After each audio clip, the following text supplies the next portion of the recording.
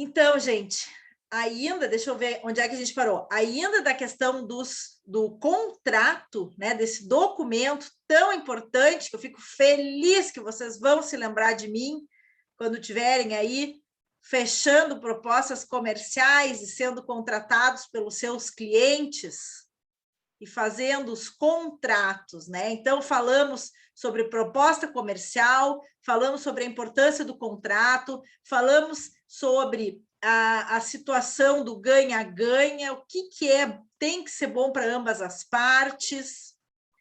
E aí, como foi super legal, porque vocês tinham questões e perguntas, chegamos a falar sobre rescisão, quer dizer, é um documento, é oficial a prestação de serviços, deveres e direitos, mas pode ser rescindido. E aí, quando eu estava nessa lâmina das cláusulas de um contrato, a gente começou a debater alguns assuntos, sempre vou priorizar, porque eu acho que são valiosas as questões que vocês trazem, fiquem super à vontade aí para a gente trocar ideias, trocar informações sobre questões que dizem respeito aí à organização do nosso trabalho e futura atuação de vocês. Então, aqui, quando a gente viu, né, que a proposta comercial é um documento mais livre, que pode ter imagens, que pode ter cor, que vai falar um pouco também da identidade de cada um, o contrato já é, então, aquele documento feito por advogados, com, às vezes, assim, uma terminologia que não nos é tão familiar, mas a gente tem aí diversos exemplos elaborados por profissionais da área do direito, que nos ajudam aí a fazer da melhor forma possível a prestação de serviços, as contratações. Sempre no contrato vai ter identificação das partes, contratante e contratado. Num contrato, o arquiteto é o... Essa é para responder em coro. Contratante. Tá. Vai ter o item que fala do objeto, da especificação do objeto, etapas e prazos, honorários, obrigações do contratante, obrigações do contratado. Vai falar sobre rescisão e penalidades decorrentes, tem as considerações finais e fórum de eleição. Então, acho até que essa lâmina eu cheguei a mostrar, mas só para a gente pegar engrenar de novo no assunto. Então, é um parágrafo, né, que talvez alguns de vocês já tenham, em alguma situação, lido ou tenham tido que assinar algum documento que começa através do presente instrumento particular de contrato que celebram entre si, de um lado, o cliente, todos os dados do cliente, simplesmente denominado de contratante, e de outro, o arquiteto, os dados do arquiteto, doravante, denominado simplesmente contratado, e aí por aí vai, com fundamento nas normas constantes do Código Civil, do Código do Consumidor, tudo que a gente falou lá na primeira aula, vejam que até aqui já está citando. Na Lei Federal 12.378 de 2010, conhecem essa lei? Já ouviram falar? Sim, né? Por favor, desde o primeiro dia de aula. A resolução 21, que fala das atribuições, a 64, que fala dos honorários, sendo registrado por essas leis, independente do que consta em suas cláusulas, tem justo e contratado entre si o que segue. E aí vem sobre o objeto. Então, é uma descrição do objeto. Então, vejam, é importante a gente registrar tudo que a gente está combinando sobre essa prestação de serviços.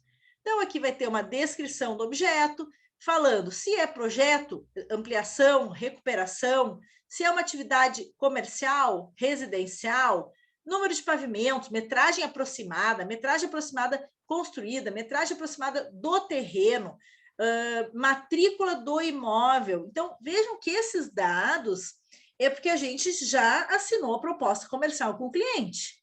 Ele já vai nos contratar, ele já decidiu que vai nos contratar, então ele já nos forneceu uma série de informações e nós podemos fazer esse documento bem correto.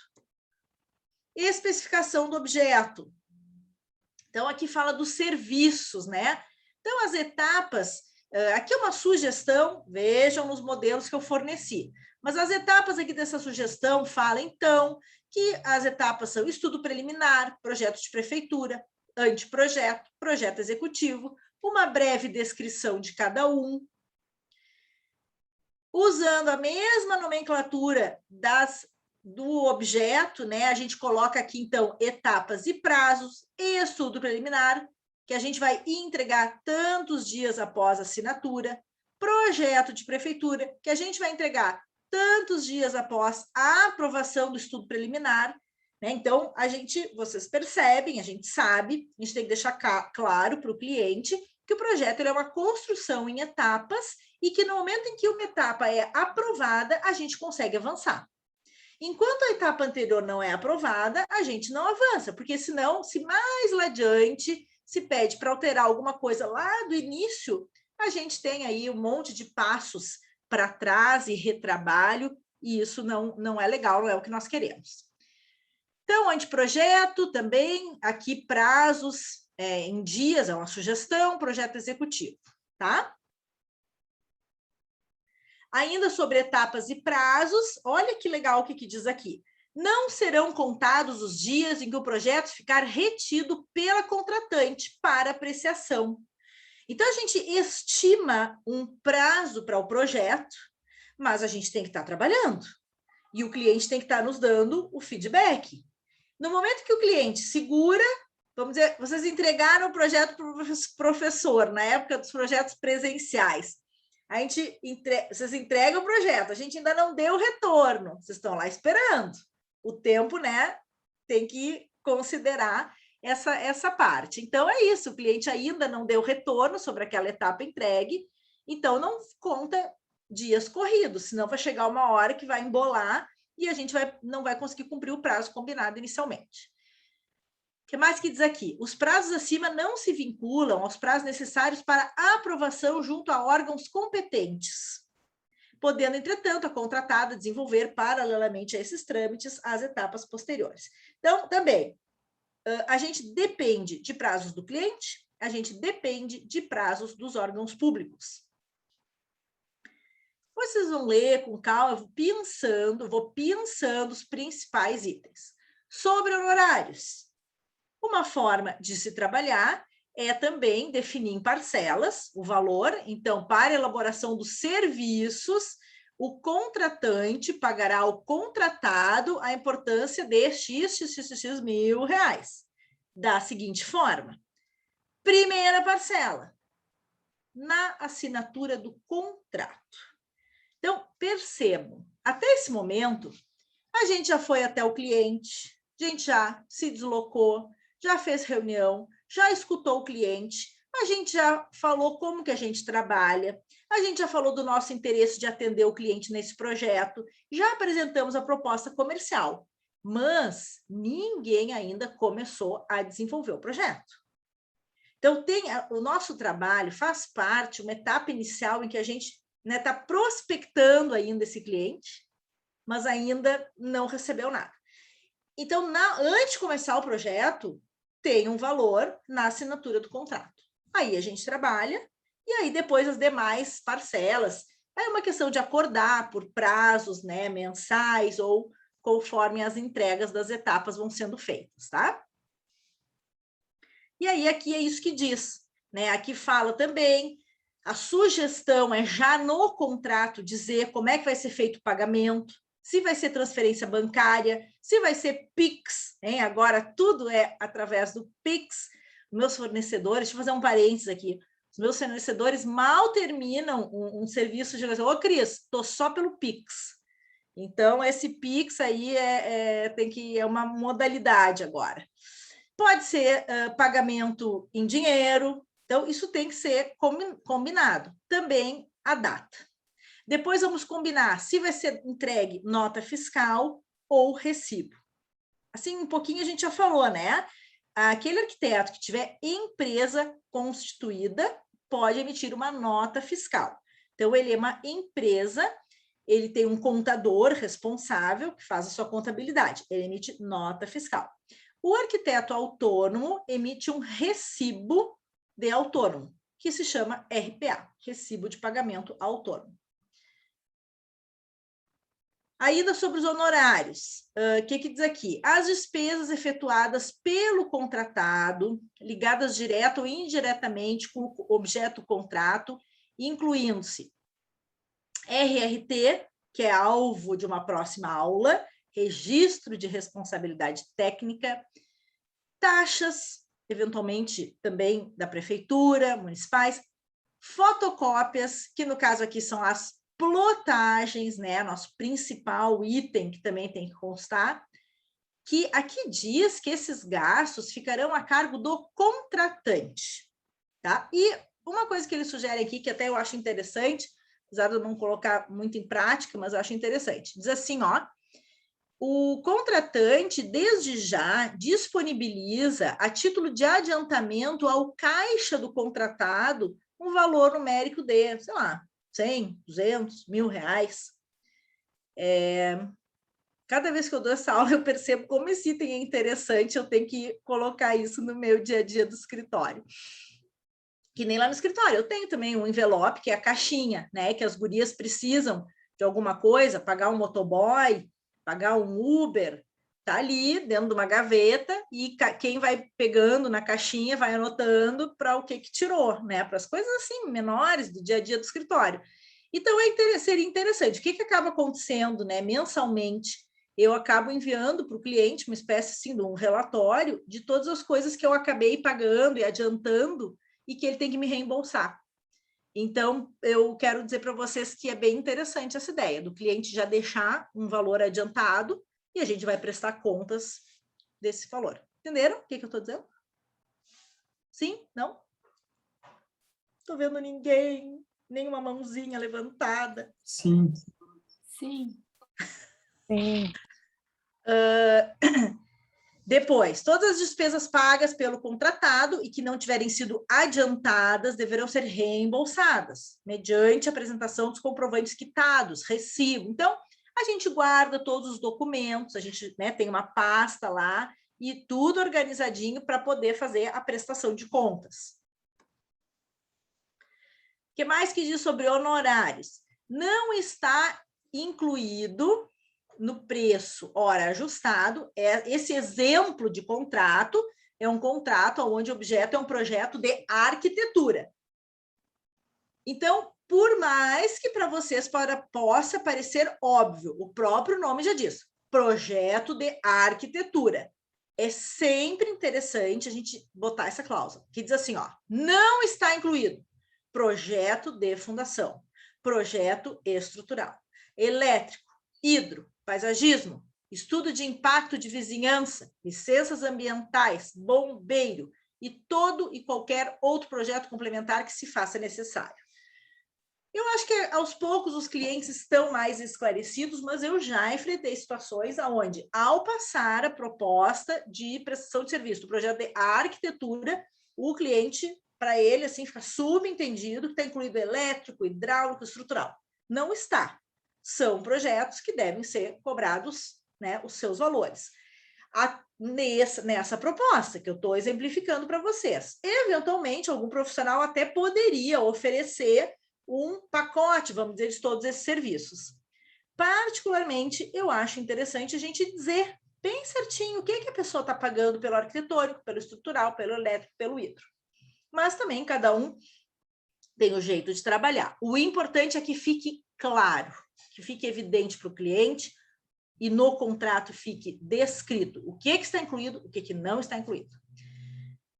Esse exemplo que eu estou dando para vocês é um contrato de projeto arquitetônico. Então, aqui diz também que a responsabilidade técnica pela execução e pelo acompanhamento não está incluída.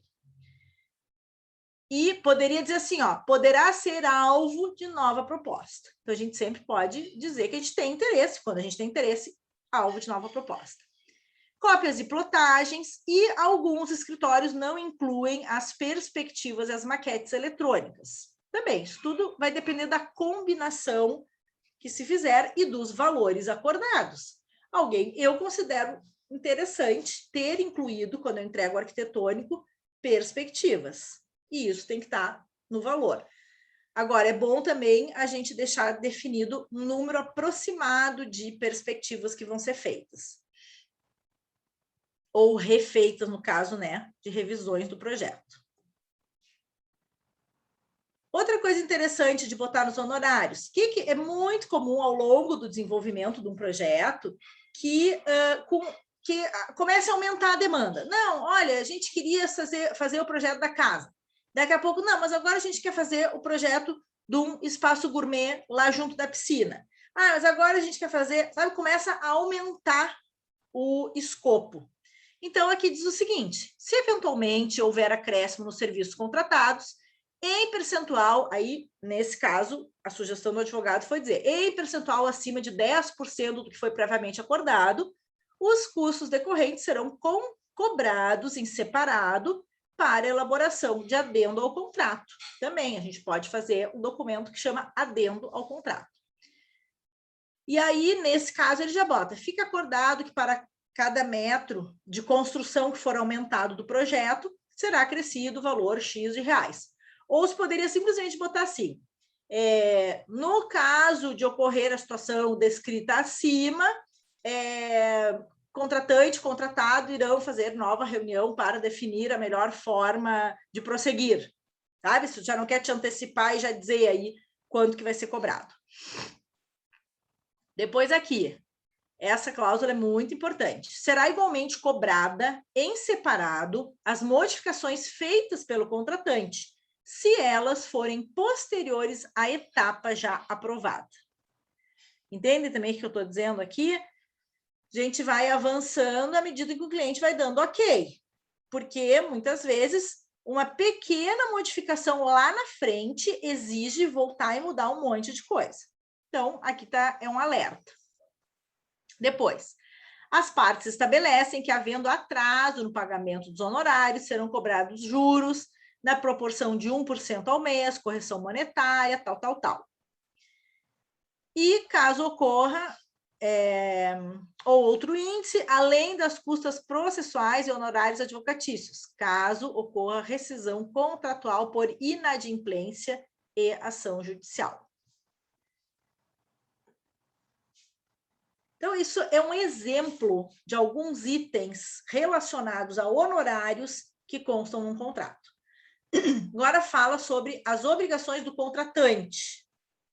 Então, o nosso contratante, ele tem que viabilizar a conclusão dos projetos dentro dos prazos estipulados. Isso quer dizer que ele não pode pegar o projeto, botar na gaveta, esquecer da vida e só voltar a falar daqui a um tempo. Ele deve proceder ao pagamento de todas as taxas necessárias. Ele deve providenciar profissional para elaboração e aprovação de projetos complementares. E aí eu digo o seguinte, a gente indica, a gente pode sugerir, mas aqui o que está querendo dizer é o seguinte, então ele tem que aceitar a nossa sugestão, ele tem que pagar esse outro profissional que vai fazer os complementares. Proceder ao pagamento dos honorários contratados, comprovar a titularidade e propriedade do imóvel através da matrícula atualizada, e o contratante fica obrigado a executar a obra respeitando integralmente o projeto arquitetônico. Então, tudo isso está previsto em contrato, tá? São maneiras que o arquiteto tem de ir se protegendo e garantindo, né, a correta execução do projeto. Ainda como obrigações do contratante. Na hipótese de qualquer alteração do projeto arquitetônico, quando da sua execução, muitas vezes o cliente não contrata o arquiteto para executar, ele contrata uma empresa que já tem outro profissional. E aí, caso precise de alteração do arquitetônico, o contratante fica obrigado a notificar por escrito o contratado, sob pena das combinações legais relativas aos direitos autorais. Então, isso é uma das coisas que a gente vai estudar na Lei 12.378, de 2010, e no Código de Ética, tá? Questões de direitos autorais, nosso trabalho envolve questões de direitos autorais. Outro item, O contratante deve fornecer todos os documentos, ferramentas, condições e informações necessárias para o cumprimento por parte do contratado, para a elaboração de aprovação de projetos junto aos órgãos públicos. O contratante não poderá... Isso foi uma das questões que a gente debateu na aula passada, pessoal, e no fim está aparecendo aqui, mas a gente já estava no final da aula, a gente só conversou. Olha o que diz aqui, está no contrato. O contratante não poderá dar início à execução do projeto de autoria do contratado sem a contratação de um profissional responsável técnico junto à prefeitura para mencionado fim. Então, assim, acho que isso me ajudem. Se alguém está se lembrando aí, se foi alguém que se lembra que fez essa pergunta, né? A gente não tem como obrigar, né, o cliente a contratar outro profissional, mas vai estar escrito no contrato que ele tem que contratar outro profissional. Então, é tudo assim, a gente tem que deixar registrado, deixar documentado qual é o correto andamento, procedimento, tá? Agora falamos, então, toda a obrigação do cliente. Agora vamos ver as obrigações do arquiteto. Então, é responsabilidade única do contratado a execução dos serviços descritos no objeto do contrato, do cumprimento dos prazos estabelecidos, bem como compatibilização do projeto arquitetônico com os complementares, desde que realizados por profissionais habilitados e entregues por meio digital. Isso é um aspecto que nesse contrato foi inserido. O contratado, o arquiteto, deve respeitar o Código de Obras do município e demais disposições legais relativas ao ordenamento e ocupação do solo, os planos diretores, além da NBR 9050 e da NBR 13.532, que fala sobre elaboração de projetos de edificações, arquitetura. A prestação de serviço pelo contratado ao contratante não implica em vínculo trabalhista entre as partes e reger-se-á exclusivamente pelos dispositivos do Código Civil Brasileiro. O contratado obriga-se a manter sigilo sobre todos os termos e condições deste instrumento, bem como acerca de quaisquer informações, materiais, documentos, especificações técnicas ou comerciais, projetos, croquis, orçamentos ou quaisquer dados ou informações gerais que, em razão do presente contrato, venham a ter acesso ao conhecimento, ou ainda que lhe tenham sido confiados, não podendo, sob qualquer pretexto, revelar, reproduzir ou deles dar conhecimento a terceiros. Então, isso aí foi um pouquinho longo. O que acontece? A princípio, o importante é entender que é uma relação profissional, tem a questão do sigilo profissional, e a gente tem que ter esse cuidado, né, de não expor o cliente ou alguma situação que ele está vivendo, pessoal, profissional, alguma questão financeira. Então, a princípio, por mais que a gente às vezes conte história de cliente, a gente não cita nomes, né? E tem isso, com muita seriedade, a gente às vezes leva um pouco para o lado da brincadeira e conta umas situações quase que bizarras que acontecem, mas a gente não cita nomes e a gente está sempre respeitando aí e não vamos aí sair expondo a vida, né, do nosso cliente. Depois diz assim, que o presente instrumento representa a totalidade da avença entre as partes relativas ao seu objeto, substituindo e quitando devidamente todas e quaisquer contratações anteriormente firmadas entre as partes versando o mesmo objeto. O contratante não responderá solidária, nem subsidiariamente, pelos encargos trabalhistas, previdenciários e de ordem social decorrentes da contratação de pessoal por parte do contratado, para dar cumprimento ao presente contrato. Rescisão e penalidades, então, aqui diz que se o contratante quiser rescindir injustificadamente, tá? Às vezes a pessoa vai ter lá suas justificativas.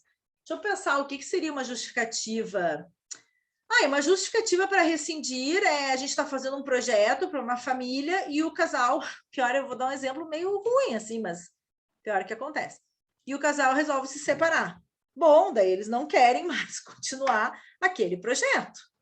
E daí o arquiteto não pode obrigar, não, vocês vão, agora que vocês me contrataram, agora vão fazer esse projeto até o fim. Não, isso é um fator, não estava previsto, não foi má fé de ninguém, se encerram ali os trabalhos. Mas, de repente, no contrato pode estar previsto o seguinte: então, se rescindir injustificadamente antes da conclusão integral de todas as fases, além de não possuir qualquer direito sobre os valores já quitados pelas fases já concluídas, pagará ao contratado multa de 20% sobre o saldo que remanescer para a conclusão do projeto. Então, nesse exemplo que eu estou passando para vocês, diz que se o contratante quiser encerrar sem uma justificativa razoável, o que ele já, as etapas que já foram entregues e que ele já pagou, ok. As etapas que não foram entregues e que ele não pagou, ele paga 20% sobre o saldo. É o que está, né? É uma possibilidade. Isso não é obrigatório de ser dessa forma. Nesse caso, é uma sugestão. Depois diz o seguinte: e se o contratado rescindir injustificadamente o contrato, sem concluir todas as fases? Também pode acontecer. Deixa eu pensar. De repente, no escritório tem algum tipo de crise, alguém, ou então, vamos dizer, desfez a sociedade, ou tem alguém assumiu um outro compromisso, algum problema familiar, né? Nós somos pessoas, isso pode acontecer. Então, a gente quer romper esse contrato, não quer dar continuidade. Nunca é legal fazer isso, né? Já me aconteceu, nunca é legal, o cliente fica chateado. Então, o que eu acho que a gente tem que fazer? A gente tem que tentar, dentro do possível, romper numa boa, tipo um relacionamento, assim, quando um não quer e o outro quer, entendeu? Já aconteceu. Aí o cliente sempre fica meio magoado. Mas o que a gente faz? A gente dá, a princípio, nossas razões, e se tiver alguma razão que não quiser falar, tudo bem, mas já dá uma solução. Então, o que eu quero dizer, já teve situações onde eu não tinha terminado um trabalho e eu precisei rescindir, por questões particulares.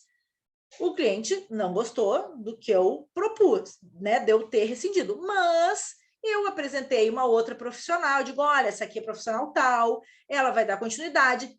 Não é que ela está me representando, eu estou substituindo a minha contratação por ela. O que vocês tinham para me pagar, não vão mais me pagar. E os honorários dela é ela que vai definir, e vocês vão definir se vocês... Já enfrentei duas situações. Uma onde eu combinei, digo, olha, o que o cliente tinha para me pagar é tanto, tu aceita assumir daqui para frente com esse valor? Teve uma situação que a pessoa aceitou. E na segunda situação que isso aconteceu também, eu digo, olha, eu estou indicando essa arquiteta, até indiquei uma ex-aluna, e deu tudo certo.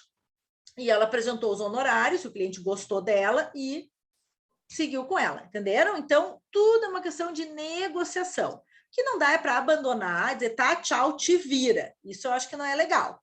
Mas eu tenho direito, não quis continuar aquele trabalho, indiquei outro profissional. No contrato que eu tinha, não previa multa. Mas aí é uma questão particular. Eu prefiro dar essa liberdade, tanto do cliente rescindir quanto eu. Como é que diz no meu contrato? Que se rescindir, tudo que já foi entregue e pago não tem que devolver. Mas o que não foi entregue nem pago, não tem multa. Aqui nessa proposta pede aí uma multa. Aí vai ser uma questão, aos poucos vocês vão ver qual maneira vocês mais gostam de trabalhar.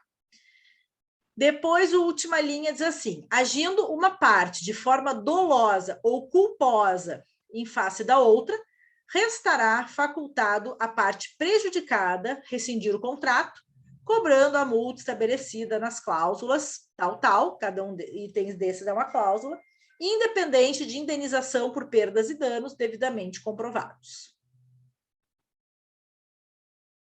Considerações finais. A execução da obra vinculada ao projeto, assim como as intervenções acidentais, desde que assumam caráter independente, serão objeto de contrato à parte. Então, a gente sempre tem condições de fazer mais um contrato de itens que não estão contidos nesse primeiro documento. E a sugestão até onde eu sempre pesquisei, de CAL, AI, IAB, as nossas entidades sugerem que a gente faça propostas separadas para projeto, para execução, porque são serviços que acontecem em momentos separados. Tem alguns profissionais que gostam de fazer o casamento, né? Não vou julgar, eu gosto da ideia de ter separado, e as entidades assim sugerem. A gente fica com mais liberdade assim para decidir se quer dar continuidade. O cliente também muitas vezes se sente mais seguro, ele te conhece durante o processo de projeto e aí ele quer que tu faça a execução ou não. Depois diz assim: em não sendo contratado como responsável técnico para a execução do projeto, ao contratado, fica assegurado o direito de ser comunicado, aqui pede por escrito pelo contratante acerca do início da obra. Os direitos autorais do projeto, objeto do presente contrato, pertencem ao contratado. Na hipótese do contratante exigir exclusividade, deverá efetuar o pagamento de um percentual de acréscimo sobre o valor do presente instrumento. Em nenhuma hipótese, o projeto elaborado poderá ser replicado pelo contratante em terreno diferente do citado na cláusula lá na frente do objeto, que era o objeto da proposta, bem como sua disposição no lote e todas as demais especificações devem ser rigorosamente seguidas. Aquela história, né? O projeto não é um disco voador que vem e aterriza. Tem a questão do sítio, da orientação solar, do entorno. Isso vocês, enquanto estudantes, super exercitam, né, ao longo da faculdade, o respeito, a consideração com o entorno. Então, é disso que trata. E, por fim, os documentos técnicos, desenhos e textos, só serão disponibilizados na extensão PDF, acho que é o melhor mesmo, para evitar que tenha qualquer alteração. Entretanto, são disponibilizados na extensão DWG ou outra, diretamente para os responsáveis pelos projetos complementares. Fica o contratante ciente de que as etapas de elaboração de projetos só terão início após a assinatura do presente contrato, respectivos reconhecimentos de firma em cartório e pagamento da primeira parcela. A responsabilidade do contratado não se estende neste caso, né, ao acompanhamento da execução da obra, a contratação de serviços e profissionais necessários à execução dos projetos, nem a compra de materiais necessários, e nem tampouco o pagamento dos materiais adquiridos e outros serviços contratados, ou ainda os encargos relativos à contratação de profissionais executores da obra ou prestadores de serviço.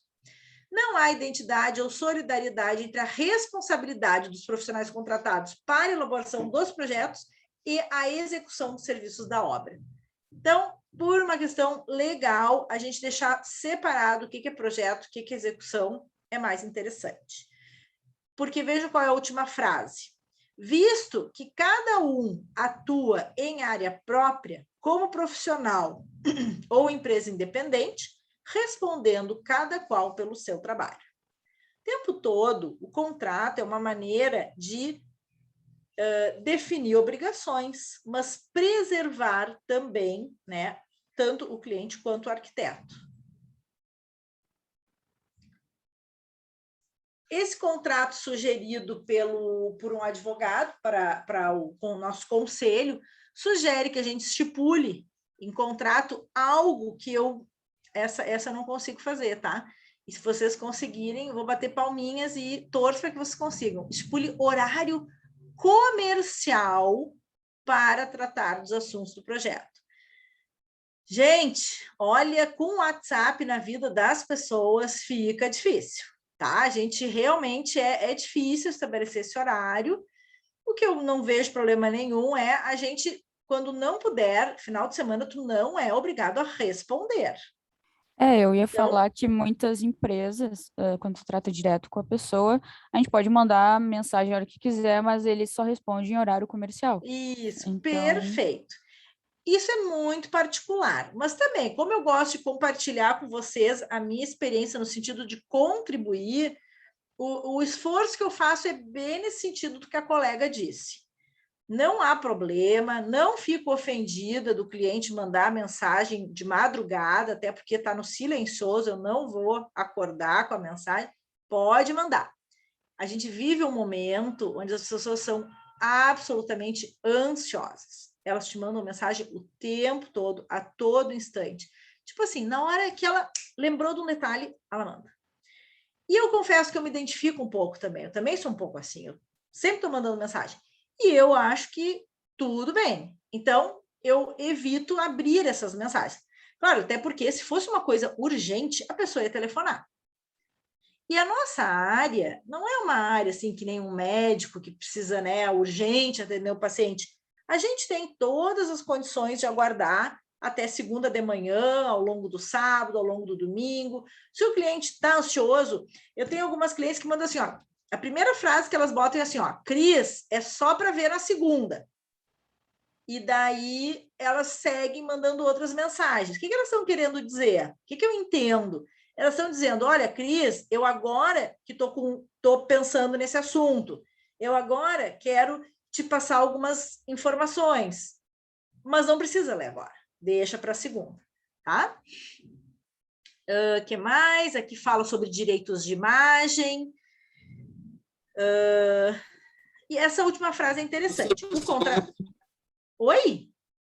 Acho que o WhatsApp desses é uma Puxa, tá falhando. Acho que bastante gente nesse sentido, né? Thales, vamos com calma. Repete, porque eu não te escutei. Repete. Tu fechou o teu som. Escreva no chat, porque meu som é bem ruim. Ah, tá. Vai escrever no chat, deixa eu ver.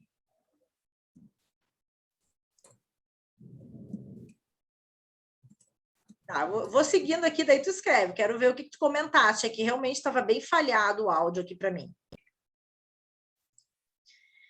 Tá. Depois, como é que mais diz aqui? O contratado não se responsabiliza por alterações ocorridas durante a obra que estiverem em desacordo com os serviços por ele executados ou alterações solicitadas pelo contratante que estiverem em desacordo com a legislação em vigor. Parece incrível, mas os clientes pedem que a gente dê soluções que estão em desacordo com a legislação. E aí, nesse sentido, é que a gente pode, vocês podem com toda tranquilidade, dizer para o cliente, vocês não vão fazer, vocês não vão se responsabilizar por algo que o cliente quer fazer, porque deu na telha e é em desacordo com a legislação. E aí, ao final do contrato, fala sobre um possível fórum de eleição, no caso, né, de haver aí qualquer litígio, e depois disso se coloca a data e se assina, então, esse contrato. E esse é o exercício 2 que vocês vão fazer. Proposta comercial e contrato assinado digitalmente, tudo bem bonitinho, com testemunha. É bem legal esse exercício. Vai ser o primeiro contrato de vocês. Espero que de muitos. Aqui eu vou passar, eu acho que eu disse, né, na última aula, eu encerrei mostrando a quantidade de artigos que tem falando sobre a importância do contrato de arquitetura e design de interiores.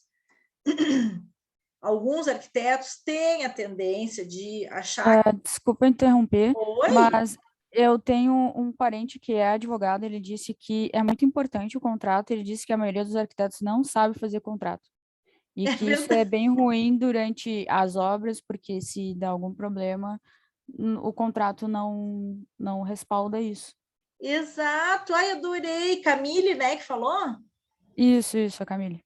Adorei, Camille, que tu falaste isso. É verdade, é que enquanto estudante, a gente não se dá conta. A gente não se dá conta que isso é importante e muitas vezes na faculdade isso não nos é alertado, porque a gente está tão envolvido nas disciplinas de urbano, de paisa, de projeto, de interiores. Então, eu dou maior valor assim para essa nossa conversa e esse teu relato para mim é muito importante e que os colegas assim percebam, né, isso. Então, e o que eu quero dizer é o seguinte, esse monte de artigos que eu selecionei, estão os links aqui, vocês podem, na sequência, ler. São todos muito interessantes e, muitas vezes, são escritos por arquitetos que contrataram advogados. Esses artigos todos é uma conversa de arquiteto para arquiteto. Que olha aqui, ó, a importância do contrato de arquitetura e design de interiores é no site Viva Decora, que tem a parte que fala sobre gestão.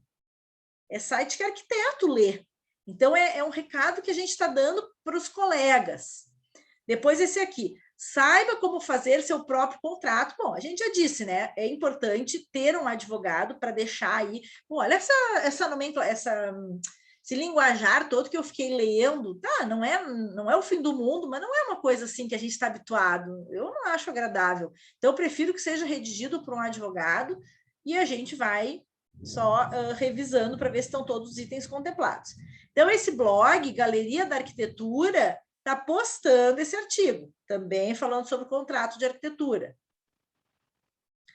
Depois, aqui é interessante, esse já é um site do Lauren Fernandes, Jus Brasil. Então, é um artigo que fala 4 cláusulas que não podem faltar no seu contrato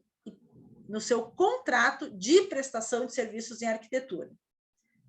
4 cláusulas. Eu achei mesmo que eu estava fazendo essa brincadeira aqui. Palpite. Quem se arrisca? Esse documento que eu estava lendo com vocês deve ter umas 8 a 10 cláusulas. Concordam? Mas me digam, quem é que saberia dizer 4?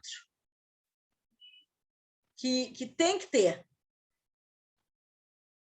Que se algo não condiz com a norma, a gente fica isento, a gente não precisa fazer. A gente pode dizer que não vamos fazer? Com certeza. Não sei se é isso que está na resposta do artigo, mas tu está certa, isso é muito importante. Talvez alguns sobre as alterações de projeto.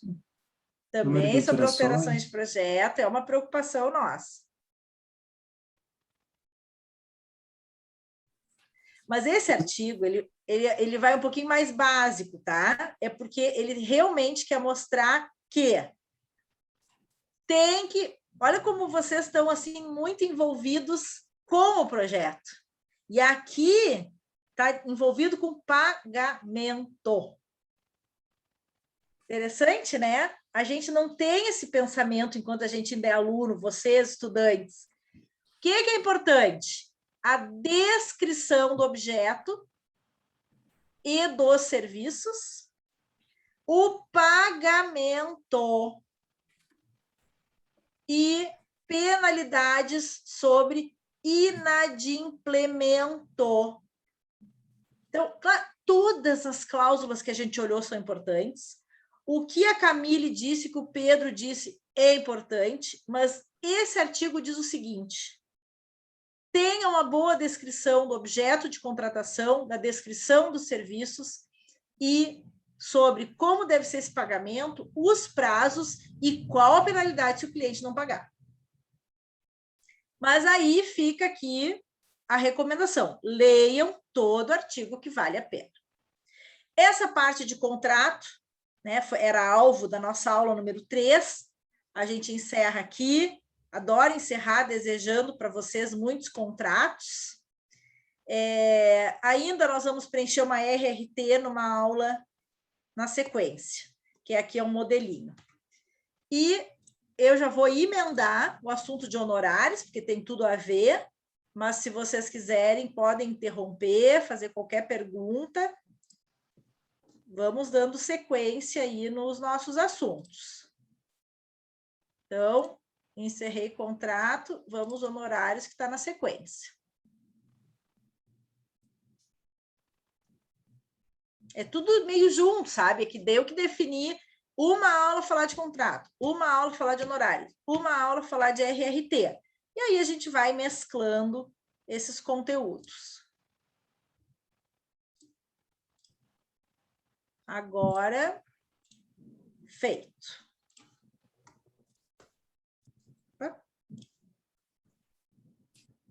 Muito bem. Lá no Moodle, a gente tem a pasta do dia da aula de 24 de agosto, que é hoje, honorários. Tem a aula de hoje em PDF. tem um documento que fala sobre preenchimento da tabela de honorários do CAL, a gente vai olhar isso juntos. Estou achando que a aula que vem, a gente finaliza honorários em GATA-RRT, é o que tem acontecido nas nossas aulas, não estou conseguindo esgotar o tema num período, mas a gente esgota na seguinte e faz o link.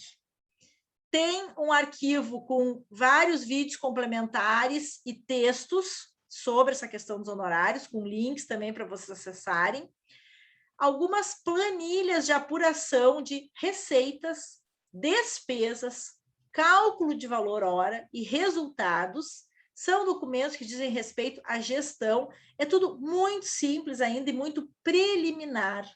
Mas eu já vou ficar feliz se vocês saírem da faculdade com essa mentalidade de que vocês têm que fazer a gestão de uma empresa ou de um escritório ou de um home office, não importa.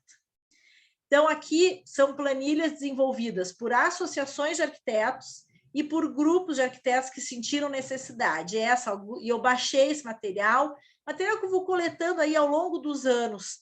Aí compilei e estou entregando para que vocês tenham acesso.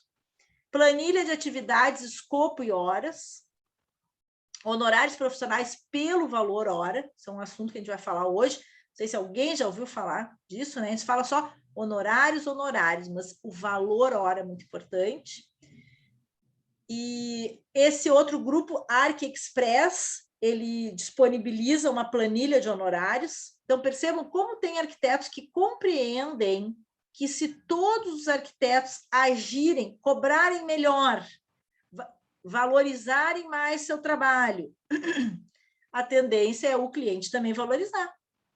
Quando é que a gente, né, não tem saída? Se a gente um está querendo pegar o cliente do outro a partir de quê? De cobrar menos, cobrar menos, cobrar menos. Então, não. Vamos nos valorizar como categoria. Então, o ArcExpert fez essa planilha de honorários, que eu vou mostrar para vocês. Tem uma cartilha dos principais aspectos do CUB, palavrinha que eu não sei se vocês já conhecem, mas vamos falar hoje. E tem um artigo bem interessante que eu baixei esses tempos, acho que foi durante a pandemia, ano passado, que se chama Aquilo que você não aprende na faculdade. E esse link já está fora do ar, mas eu tinha baixado o PDF, então eu tenho disponibilizado aí para tudo. Que é esse artigo aqui, ó. Eu tento, semestre passado eu tentei, chama Arquitetura com Atitude. Olha que interessante, eles se diziam assim, ó, arquitetura com atitude. Nossa missão é desenvolver arquitetos mais preparados para o mercado de trabalho, agregando valor ao que foi aprendido na faculdade e alavancando resultados a partir de uma metodologia fundamentada em conceitos de arquitetura, construção e gestão. Esse documento que está disponível para vocês em PDF, a gente não vai olhar ele juntos, mas olha que interessante como é que ele é dividido. Ele é dividido uma primeira parte sobre carreira, e aí eu lembro, né, na primeira aula, aí, há 4 semanas, um mês atrás, que a gente falava sobre o PUC Carreiras, e sobre carreira eles falam a importância do autoconhecimento, autoimagem, criar um plano de ação, disciplina e motivação, liderança e empreendedorismo. Então, é uma leitura rápida, é bem legal esse documento. Está lá no Moodle. Depois, um outro capítulo que eles colocam se chama Clientes, e aí eles dizem como escutar seu cliente, saiba identificar e se relacionar com o perfil do seu cliente, como apresentar o seu trabalho para o cliente. Outro capítulo, gestão de projetos, prospecção, primeiros contatos, criação, organização, entregas. Tem palavras-chave, até agora, assim, fundamentais, né? A palavra organização, eu adoro que está no nome da nossa disciplina, e é fundamental o arquiteto ter atenção, né? A parte das entregas, cumprir prazos. Depois, colaboradores, liderados, projetistas, equipes do canteiro da obra. Então, tudo é um compartilhamento de conhecimento que tem nesse artigo aí. E, para finalizar, ela ainda coloca nesse site, né, Arquitetura de Atitude, planejamento de obras, escopo, prazos e equipes, custos diretos e indiretos. Então, está disponível, não vou agora detalhar isso com vocês, mas eu botei esse índice aqui para deixar vocês com vontade de acessar esses conteúdos. E essa semana, no Insta, apareceu esse card e eu achei que tinha tudo a ver com a nossa aula de hoje. Então, a gente vai falar de honorários. E aqui, entre aspas, né, uma frase que, olha, perguntem para os arquitetos que vocês conhecem se eles já não escutaram. Eu já escutei. E diz assim, nossa, que caro! Tudo isso por um projetinho? E aí, a reflexão é a seguinte, o que tem que se considerar nos custos de um escritório? Aqui está dizendo de design de interiores, mas no escritório de um arquiteto. Água, luz, internet, telefone, deslocamentos para visitas, o preço que está a gasolina, aluguel, anuidade do registro profissional, o CAL exige que a gente pague a anuidade, licença de programas e softwares. Ah, é tão bom poder usar a licença de estudante, né? Os próprios computadores e a atualização, né, desses equipamentos e muito mais. Então, essa frase que todo arquiteto já escutou, não adianta ficar bravo. A gente tem que ter essa noção de tudo que está por trás desse valor e que não é só nossa capacidade, nosso brilhantismo, né, em propor projetos bons, mas todos os nossos custos. Isso que aqui eu nem botei o maior custo de um escritório, que é o valor do estagiário. Estou brincando, tá? Vocês nem para dar risada da minha piada. Pedro, me ajuda, que senão... Mas, pelo amor de Deus, isso não é piada, a senhora deu um susto? Se esse é o maior, imagina. Ai, foi isso? Vocês acharam que eu estava falando sério? Ai, agora eu gostei de ver. Tá bom, não quero assustar, era brincadeira. Mas, sério, agora falando sério, tinha que ter aqui nesse item, né, o estagiário e tudo mais. Bom,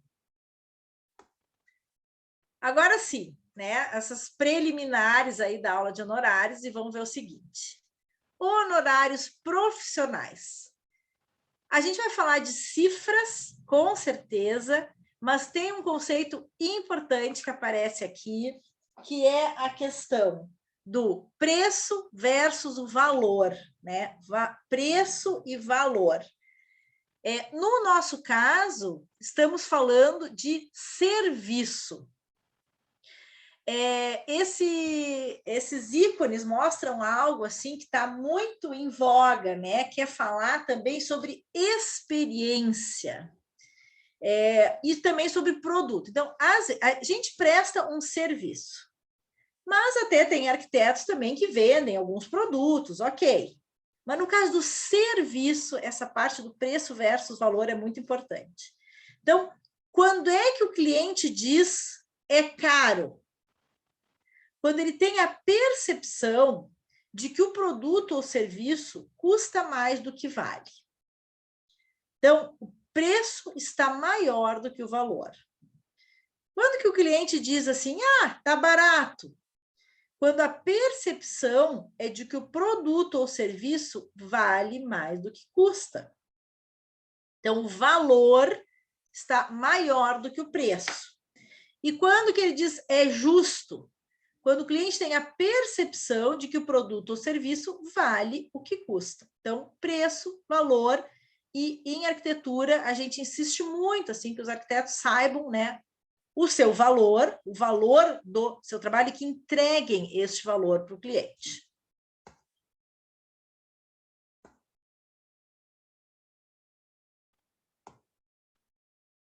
Pois é, e aí eu também fico pensando que quando eu anuncio que vai ser aula de honorários, o aluno talvez possa pensar que eu vou chegar aqui e vou dar uma fórmula que dê para aplicar em todos os projetos e para todos os clientes. Confesso que pensei algo parecido com isso. Ai, lamento. Por quê? As perguntas que orbitam a cabeça dos arquitetos. Como cobrar? Quanto custa? Quanto vale? Qual é o valor? Quanto tempo? Qual é o serviço? Qual é a fórmula? Pois é, não existe uma fórmula mágica. Eu vou provocar vocês a diversos raciocínios.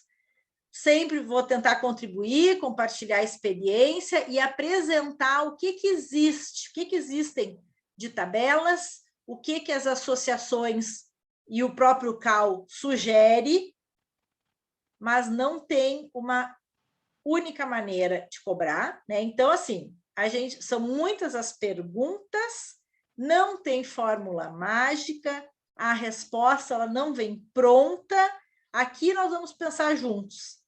E até hoje, outro dia, um colega lá da PUC, professor de vocês, super experiente, me mandou mensagem, me questionou: Cris, eu estou com um trabalho com tal e tal característica, quanto que tu está habituada a cobrar? A gente troca informação. Então eu falei, eu acho que o preço é esse. Até me lembro que a resposta que eu dei para ele é o seguinte: olha, se a gente for pela tabela do CAL, é tanto. O que eu tenho visto acontecer, né, no mercado é tanto. Então, a gente vai trocando informação. E é o que nós vamos fazer aqui hoje. Né? Não tem uma fórmula que vocês vão aplicar. Não tem mais. Uma época se fazia, né, cubo por metro quadrado. Não tem mais isso. Onde nós vamos chegar no fim dessa conversa é o seguinte: o que se sugere é que os arquitetos tenham domínio dos seus custos, dos seus gastos, e que consigam calcular o seu valor hora. Por quê? Porque o dia só tem 24 horas, né? O relógio, né? Não adianta a gente querer que tenha mais tempo, não sei se vocês também se deram conta, não tem. E então a gente precisa ter um valor que, ao final do mês, somando aquelas horas, a gente consiga pagar todos os nossos gastos com o escritório, com as despesas, e ter o lucro, o salário, o lucro, para a gente viver bem. É o que eu desejo. Que vocês entendam isso, né, da importância da gente se planejar financeiramente para que vocês vivam bem. Gente, né, a gente aqui mora num país onde paga bastante imposto, nem sempre a gente não tem tudo que a gente gostaria de retorno aí do governo, muitas vezes quer pagar um plano de saúde, quer pagar uma faculdade, então é coisa para botar na ponta do lápis e para somar. E a orientação é valor hora. Nós vamos adiante que vai ficar um pouco mais claro isso. Tem 2 videozinhos bem legais que nós vamos assistir, de uma arquiteta de Brasília. Eu sou super fã, e agora a Leila e eu, nós montamos um curso e convidamos, ela vai dar uma aula no nosso curso, a Imira de Holanda. Vocês vão gostar.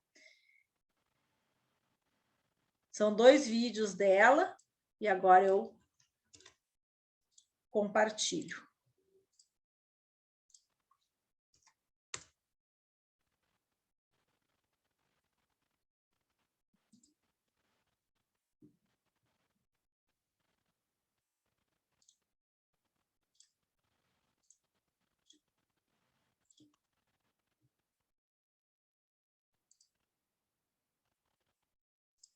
É a mesma roupa da semana passada. Só arrumei o cabelo aqui pra fingir que é outro vídeo, mas tá óbvio que é a mesma roupa. Por quê? Porque revestir, a gente já se encontrou na revestir, a gente já se abraçou na revestir. Semana inteira em São Paulo. Esse vídeo dela é 2017, mas o que ela fala é absolutamente atual, tá? A gente já deixou o grívio. Deixou o vídeo já arrumado, organizado, gravado, que a gente é espertinho, né, Alice? O vídeo de hoje é quase um favor que eu estou fazendo para mim mesmo. Que a próxima vez que me perguntarem, me questionarem essa informação, eu não preciso gastar meu tempo. O que eu faço? Mando o vídeo. Só mando o link. Entendeu? Vamos entender por que o Estúdio M4 não trabalha orçamento de projeto por metro quadrado?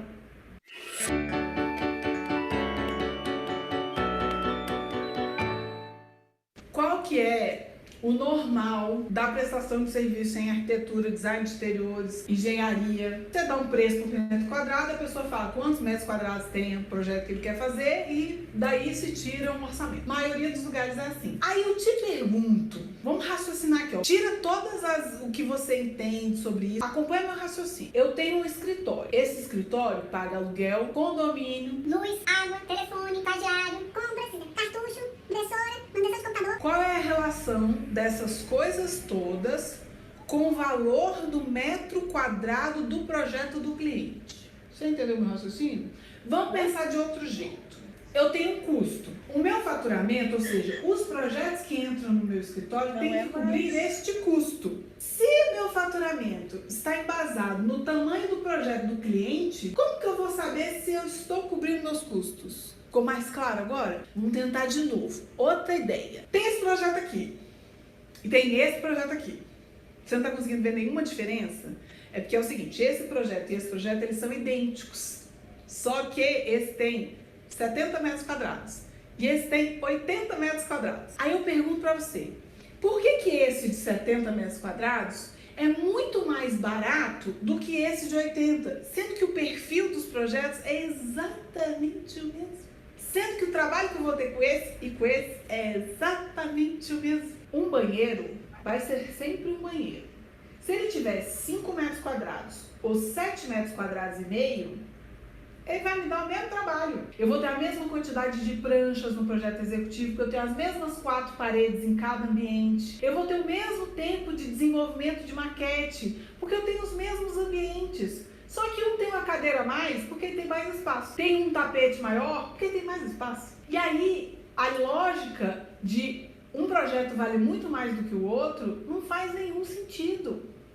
Deu para entender? A primeira coisa que não faz sentido na minha cabeça é isso. E a outra coisa que não faz sentido na minha cabeça é o preço do mercado dizer quanto que eu tenho que cobrar, sendo que o mercado não faz a menor ideia quanto eu pago de conta de luz. Que o meu trabalho é diferente do trabalho de uma pessoa que trabalha tão bem quanto eu, mas trabalha sozinha. Se você quer trabalhar com home office, ótimo, essa é a melhor forma de você conter os seus custos. E é justamente por isso que o seu projeto provavelmente vai ser um pouco mais barato que o meu, porque eu tenho outros custos envolvidos que precisam ser pagos pelo meu faturamento, ou seja, pelo projeto. Eu não tenho outra entrada, meu amor, não tem outro dinheirinho que entra, não, é o projeto mesmo. Isso tudo saiu da minha própria caixolinha? Não, não saiu da minha própria caixolinha, por quê? Porque a gente não fica aqui na bolha, você sabe que compartilhando a gente cresce junto. Eu não posso perder a oportunidade de usar a hashtag, né? Porque eu vou fazer a camiseta. E aí a gente corre atrás de informação, a gente pergunta para o amigo, a gente assiste uma aula na internet, a gente escuta outra área completamente diferente para saber como que eles fazem.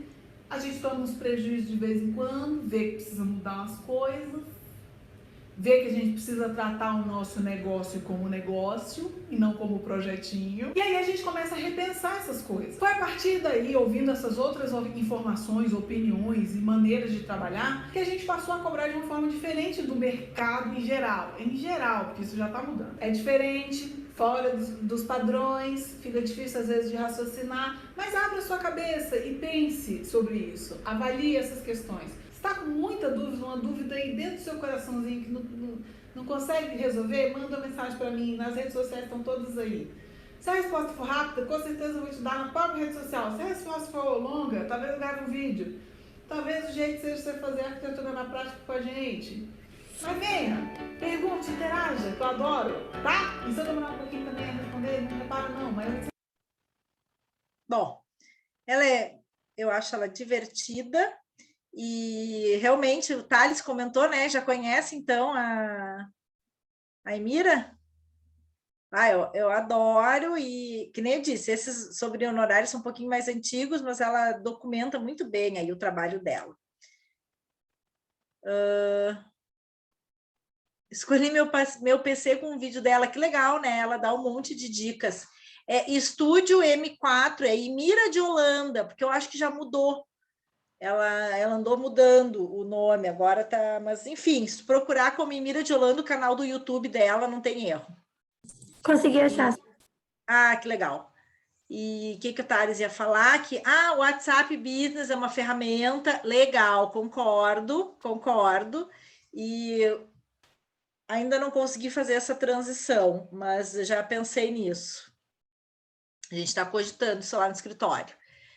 O cliente pode enviar uma dúvida a qualquer hora para o escritório e fica com um canal de comunicação que não é o WhatsApp pessoal do arquiteto. Exato.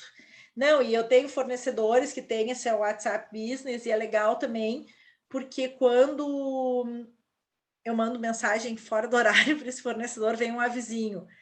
Esse, né, é o nosso horário de atendimento, é de tal. Tipo assim, hello, o que tu tá fazendo isso essa hora da noite? Mas ok, fica ali registrado. Eu não incomodei o fornecedor, porque ele não vai ver aquela mensagem, que é o WhatsApp comercial business dele, e eu me livrei ali, despejei, às vezes é isso, sabe? O WhatsApp é um pouco, eu vejo, a gente quer se livrar da dúvida ou da questão e deixar registrado de alguma forma. Então, legal, boas dicas e é bem isso aí, Thales. Vamos ver o outro vídeo da Imira, porque um complementa o outro. E aí a gente depois segue com o nosso conteúdo.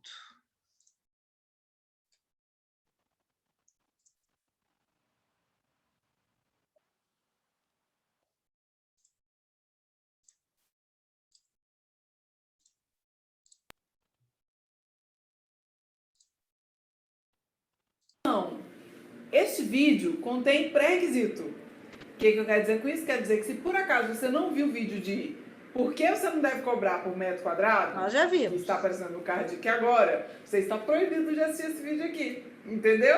Por quê? Porque estou partindo do pressuposto que você já está acompanhando o meu raciocínio. E para acompanhar o meu raciocínio, você tem que entender todos os porquês que eu coloquei nesse outro vídeo aqui. Então pausa eu, seu pausado, e assiste lá primeiro, depois você volta.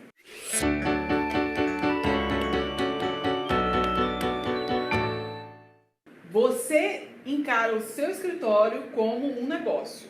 Estou partindo disso aí. Você não mistura suas contas pessoais com as contas do escritório. Estou partindo disso aí.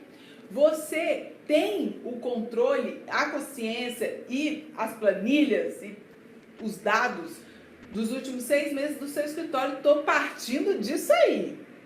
Certo? Ok, certo. Então como é que faz? Como que cobra? Como que orça um projeto? De onde eu vou partir? Já parou para pensar em cobrar por hora? E mira, você teve essa ideia incrível. Não, gente. Muitos prestadores de serviço trabalham por hora. Por que a gente não trabalha por hora? E como calcular essa hora? Como saber o valor dessa hora de trabalho? Muito simples. Você não tem todos os controles do seu escritório? Então você vai pegar os controles dos últimos 6 meses, vai fazer uma média. E aí você vai saber exatamente quanto o seu escritório gasta para sobreviver mensalmente. Ai, Mira, o que tem que estar incluso? Tudo. Mas é porque esse mês teve cartucho e o mês passado eu comprei uma resma de papel. É por isso que eu tô falando em média, meu amor. Então você vai pegar os últimos 6 meses. Aluguel, luz, internet, cartucho, manutenção do computador. O que mais? Tem todo... Estagiário, funcionário. Funcionários. Imposto. Fez a média? Material de limpeza. Material de limpeza, lanchinho. Tudo aquilo que você paga com o dinheiro do escritório tem que estar nessa conta. E se você tem essa conta, você sabe quanto que o seu escritório gasta em média. É só pegar o total dos últimos 6 meses e dividir por 6. Ficou facinho essa conta aí. Até a Alice, que não gosta de matemática, sabe fazer essa conta aí. Agora vamos parar para pensar. Quanto tempo seu escritório fica aberto por mês? Afinal de contas, nós estamos tratando de contas mensais. Então, o parâmetro tem que ser o mesmo. Se estamos falando de mês, a gente vai continuar falando de mês. Então, quanto tempo seu escritório trabalha por mês? Por que eu falei seu escritório? Porque você trabalha sozinho? Você trabalha com mais 1, com mais 2, com mais 3 pessoas, com mais 4 pessoas? Você vai pegar o tempo de todas essas pessoas que estão trabalhando no seu escritório e vai entender quantas horas por mês o seu escritório é capaz de entregar, de trabalhar, de desenvolver projetos. Sou eu e meu sócio. A gente trabalha 8 horas por dia, 5 dias por semana, 4 semanas por mês. Quanto que dá isso? Vamos fazer a continha aqui. 2 vezes 8 vezes 5 vezes 4. A Alice não sabe matemática, já confundiu tudo. Portanto, seu escritório tem 320 horas produtivas. Agora, o que você vai fazer? Pegar quanto o seu escritório custa por mês, dividir por quantas horas produtivas você tem. E eis o preço de hora do seu trabalho. Olha que fácil. Acontece que você não quer só trabalhar para pagar a conta, né, amor? Tem que sobrar um dinheiro, especialmente se você ainda não tem nenhum tipo de reserva no seu escritório. E qualquer negócio precisa de reserva. Essa reserva chama capital de giro. Então, para conseguir juntar este dinheirinho, precisa o quê? Sobrar. Logo, o preço da sua hora não pode ser exatamente o valor que você encontrou nessa conta aí. Tem que ter uma gordurinha. Acrescenta aí 20%, 30%, 10%, 15%, quem manda é você. Ok, agora acho que já está claro quanto que você custa, quanto que seu escritório custa por hora para desenvolver um projeto. O que falta agora para você conseguir chegar num preço de projeto que tenha a ver com os custos do seu escritório e não com uma Coisa maluca de metragem da obra do cliente, da tabela do carro. Você precisa saber quanto tempo você vai demorar para desenvolver o projeto, certo? Porque se você souber que você vai gastar 80 horas, você vai pegar 80, multiplicar pelo valor da sua hora e tcharam! Chegou no preço do projeto. Agora me diga, quanto tempo você demora para fazer um projeto? Eu não faço a menor ideia. Tem que saber. Do mesmo jeito que você tem que saber quanto seu escritório fatura e quanto seu escritório gasta. Você tem que saber quanto tempo você demorou para desenvolver aquele projeto. Porque é com isso que você vai de fato saber se o seu projeto deu lucro ou prejuízo. Porque se o projeto foi rápido de desenvolver, ele provavelmente deu lucro. Mas como é que você vai ter certeza? Se o projeto demorou uma vida para acontecer, provavelmente ele deu prejuízo. Mas como que você vai ter certeza? Quais são os números? Estamos falando de escritório, negócio, tem que ter número, você tem que ter certeza. Então você tem que controlar as horas do seu projeto.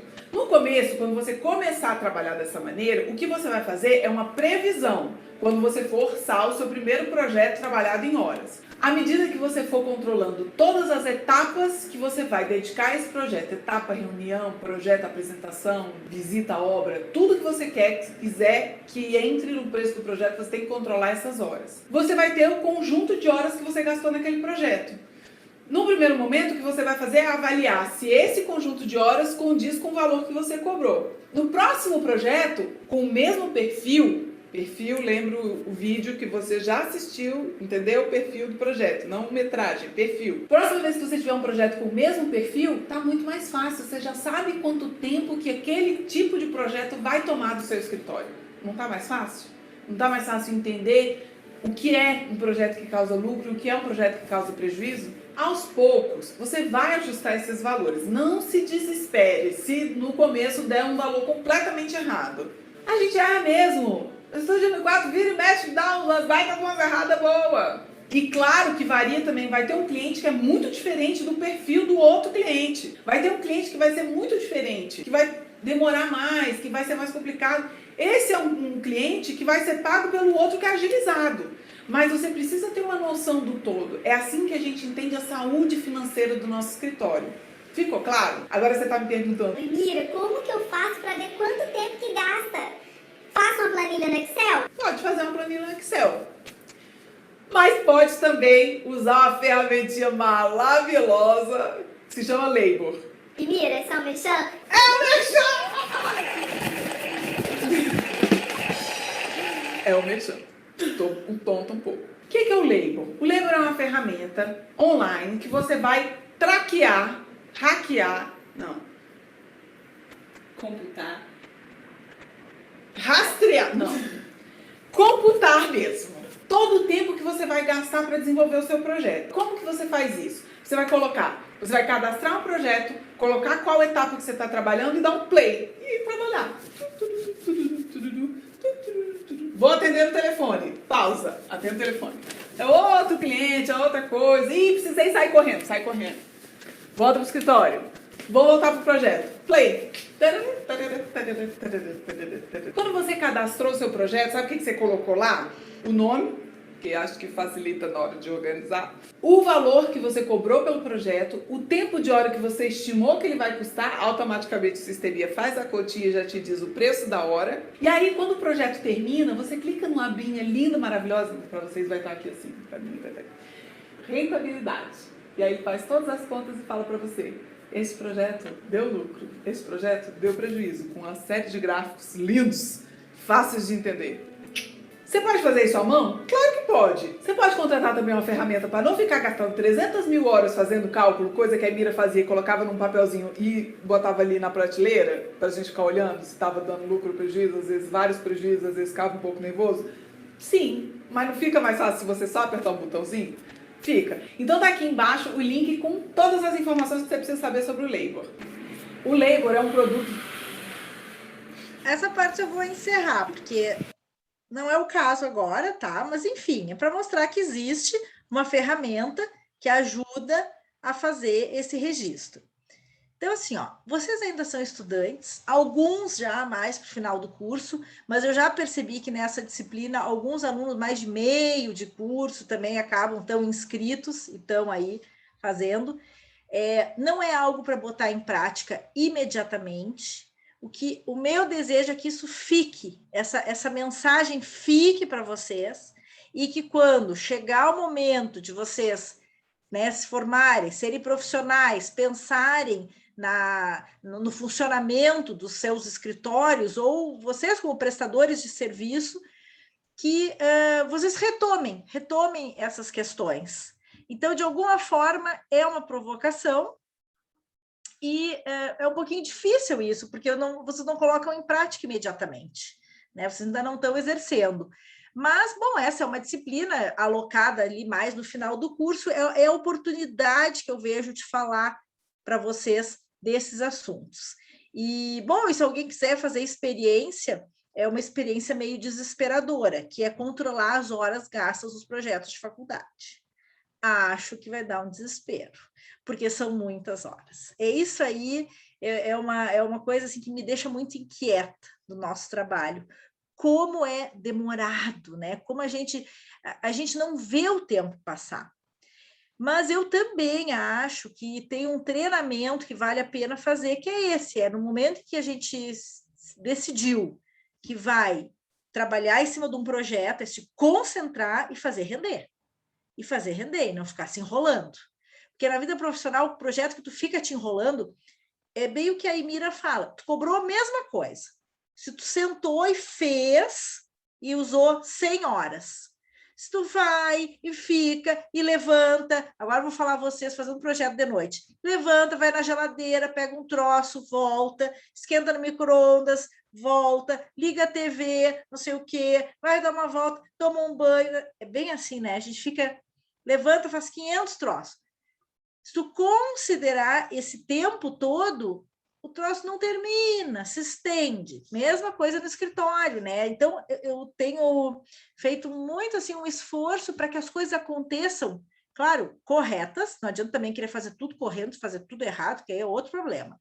Mas que a gente tenha, assim, foco e que a gente consiga, assim, definir mesmo o tempo que a gente leva para determinadas coisas. Então, outra coisa, por que é difícil para a gente fazer isso? Porque o arquiteto pesquisa, referência e repertório, e a gente pode ficar horas fazendo isso. Então, eu uso assim, essa pesquisa é o dia a dia. Eu considero repertório os passeios que eu faço no final de semana, o que eu vejo na televisão, de filme, de série. Então, eu estou sempre me alimentando com essas referências, sempre tentando tirar proveito, mesmo nas minhas horas de lazer. E aí, arquiteto é um pouco isso, né? Se confunde um pouco o que é lazer e o que é o trabalho, né? Porque a gente gosta de passear, a gente gosta de ver arquitetura, a gente gosta de fotografar, a gente é muito... tem sempre uma opinião crítica com relação a alguma questão de arquitetura, de urbano, da paisagem. Então, o tempo é muito importante, né? Que a gente saiba o tempo que leva. E eu falo assim, meio brincando, né? Que desesperador, porque enquanto a gente é estudante, a tendência é a gente demorar muito mesmo, porque fica na dúvida, porque não tem ainda todo o repertório. Depois, quando a gente, na vida profissional, a gente repete muitas soluções, não a solução de arquitetura, mas como encarar. Isso aí facilita. Mas, enfim, quem quiser, eu estou vendo ali, ó, a Rúbia disse que gostou da ideia. Então, quem quiser encarar aí esse desafio e começar essa prática, até é uma coisa interessante, é curioso, né? De cada disciplina, ver o tempo que vocês levam para fazer e sempre num esforço de otimizar, tá? Otimizar o que se faz, evitar os retrabalhos. E olha que vocês são uma geração e a gente vive um momento bom, assim, que não tem tanto retrabalho, a gente tem os softwares que nos ajudam.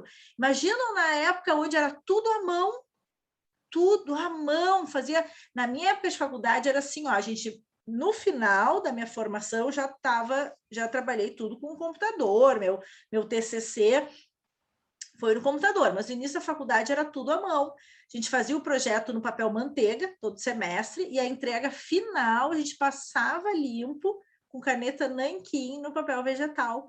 Era uma semana que eu ficava horas e horas E na se erra prancheta. no papel vegetal, tinha que passar Gilete daí? Isso! Ou, né, dependendo do erro,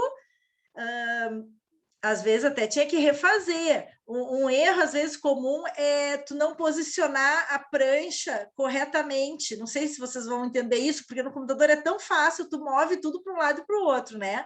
Imagina numa folha de Colar, né, papel que a prancha tu cola na prancheta e torto, começa o já era. desenho. Imagina se tu começou meio do lado errado, quando tu vê, não tem mais papel.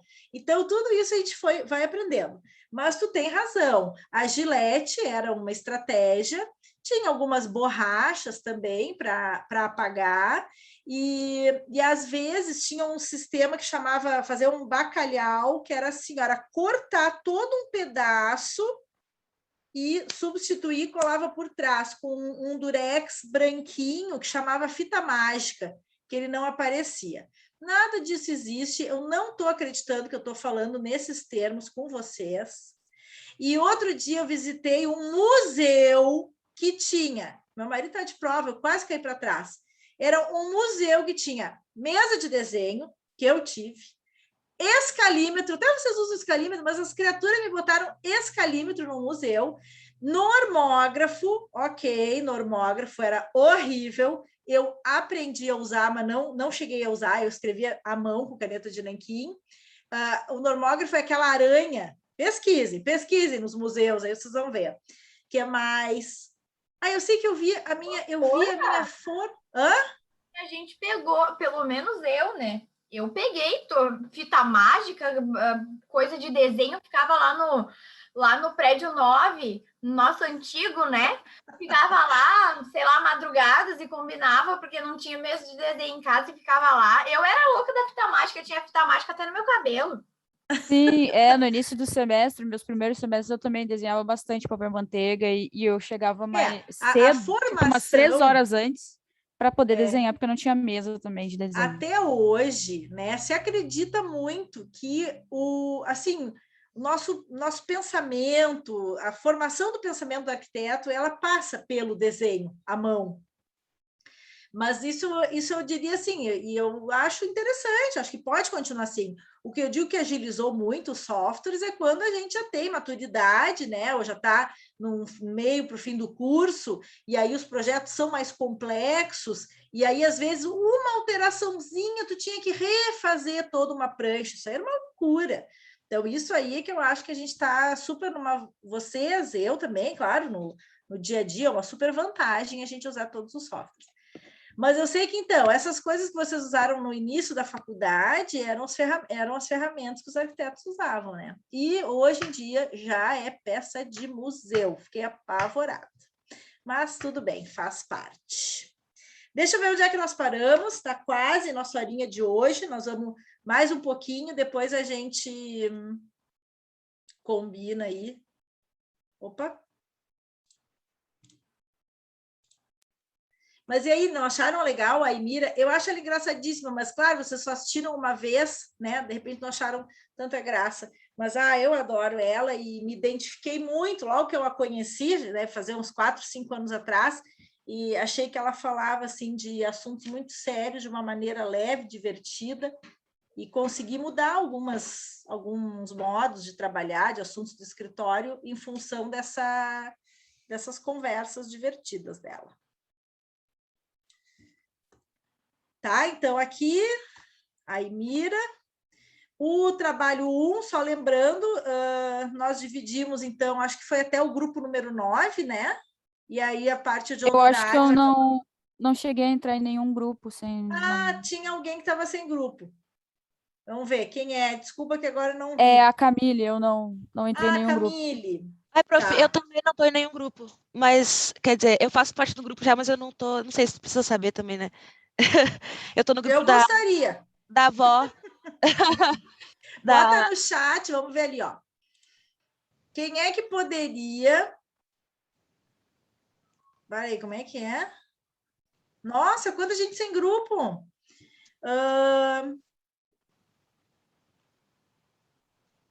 Eu também não tô, na verdade. Maria Vitória, tu não tá em nenhum grupo? Eu acho que ela quis dizer que ela tem grupo, porque ela se confundiu. Ela tá sim, ela tá no nosso. Ah, tá. Doida. E a Natália Schmidt está sem grupo? Vamos fazer rapidinho essa compatibilização aqui. Deixa eu pensar em qual foi a aula que eu tenho os grupos. Foi na aula 2. A Natália disse que falou com a senhora pelo Moodle. Eu sei, mas eu não me lembro o resultado dessa conversa. Acho que o resultado é que a gente ia ver um grupo hoje para ela, né? É isso?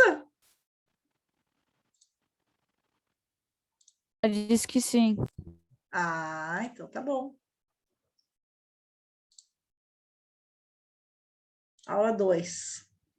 Deixa eu ver, cadê os grupos de vocês? Será que a gente já dividiu o grupo na aula 1? Como eu fui rápida. Tá ali, eu vi agora há pouco. A divisão dos grupos. Na aula 1? Tem um PowerPoint que é trabalho. Já achei. Aqui. Então, vamos lá. Natália, vamos ver. Temos o grupo 1. Érica, Júlia e Lohane. Poderia, de repente, a Natália fazer parte, gurias? Como é que está o andamento do trabalho? É um assunto tão legal esse que vocês estão trabalhando. Quem sabe a gente bota a Natália aqui, pode ser? Pode ser. Eu não sei quantos são, será porque acho que a Camila que está sem grupo também. Mas eu tô sem grupo também. Não sei quantos podemos... são. Entre 3 ou 4, a maioria ficou com 3. E alguns já estão com 4. Eu só vou evitar botar nos que já tem 4. Então, Natália. Fala, Camille. Não, é que eu tinha lido Ana e Gabriele, mas tem o Luca também, então eu achei que tinha um que só tinha 2. Mas se for até 3, todos têm 3, né? Ana, Luca e Gabriele. Luca mas e Gabriele. eu aceito ficar em qualquer um, não tem problema nenhum. Pode me colocar no 4. Quem é eu? Ariadne. Ariadne, viu? Por isso que eu perguntei ela passada se tu... que eu não tinha ainda sabido de ti, Ariadne. É sim, porque a primeira aula eu não assisti, e daí a segunda eu assisti com a avó, daí o meu nome não apareceu. Então, tá no grupo 4, Ariadne, e seguimos tentando coordenar a Camille. A Camille pode ficar com a gente, Cris. Ana, Luca e Gabi. Então tá. Que bom, que bom. Pode então, ser, por mim não tem problema. Tá, então vocês aí se troquem. Camille. É isso. Tá. Alguém mais, pessoal? Tá, então depois eu atualizo num Word que eu tenho.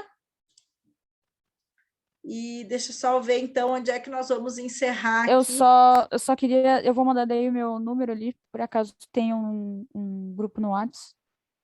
Só para Com me certeza, adicionar ali. bota no WhatsApp e daí o grupo já, vocês se trocam informações. Tá? Então, ok. Então, dos grupos, ok. Na próxima aula, a gente acessa juntos, tá? Mas mais para o final da aula, o recado que eu quero deixar para vocês é a importância de saber o tempo que a gente leva para fazer as coisas, ter noção dos custos que a gente tem. De qualquer forma, existe uma tabela do CAL, que é o nosso conselho, vou apresentar para vocês, a gente vai acessar juntos, vai fazer alguma simulação. Também quero dizer para vocês que a Associação de Arquitetos de Interiores também tem material sobre essa questão de honorários, então, muitos debates, muitas dicas e sugestões de como criar, e recentemente, se vocês entrarem no site da associação, vocês conseguem baixar o GOP, que é agora, ele era uma versão impressa, claro que agora não é mais, ele todo digital, é só fazer um cadastro, vocês baixam o PDF, com uma série de informações interessantes sobre gestão e essa questão dos honorários. Também a AI criou um aplicativo para que a gente possa calcular o valor hora. Vejam como está super em alta essa questão. Desde 2017, a Emira começou a falar de valor hora. Se eu não me engano, as primeiras palestras que eu vi sobre esse assunto, acho que datam lá de 2012, talvez, e sempre dentro dessa ideia de tentar evitar se cobrar por metro quadrado e que o arquiteto consiga cobrar pelo valor hora. E esse aplicativo da AI também, que eu saiba, dá para baixar gratuito, e ali dá para simular os custos do escritório. E eu acho, então, que eu vou encerrar por aqui, porque essa aula, a gente, antes de entrar nas cobranças de honorários, a gente fala de cifras como salário mínimo, CUB, piso salarial, tá? Então, vou encerrar por aqui, vocês vão ver que a gente vai começar a falar de alguns valores para situar vocês antes de entrarmos em alguns cálculos de honorários. Bom, tá bem, 10:50, estamos no nosso horário. Então tá, professora. Obrigada pela aula. Tenham uma boa noite. Uma boa noite para vocês também. Nos vemos semana que vem. Até terça Qualquer que vem. dúvida? Obrigada, boa noite. Boa noite. Tchau, prof. Obrigada. Tchau, prof. Boa noite, boa semana. Boa semana. Tchau.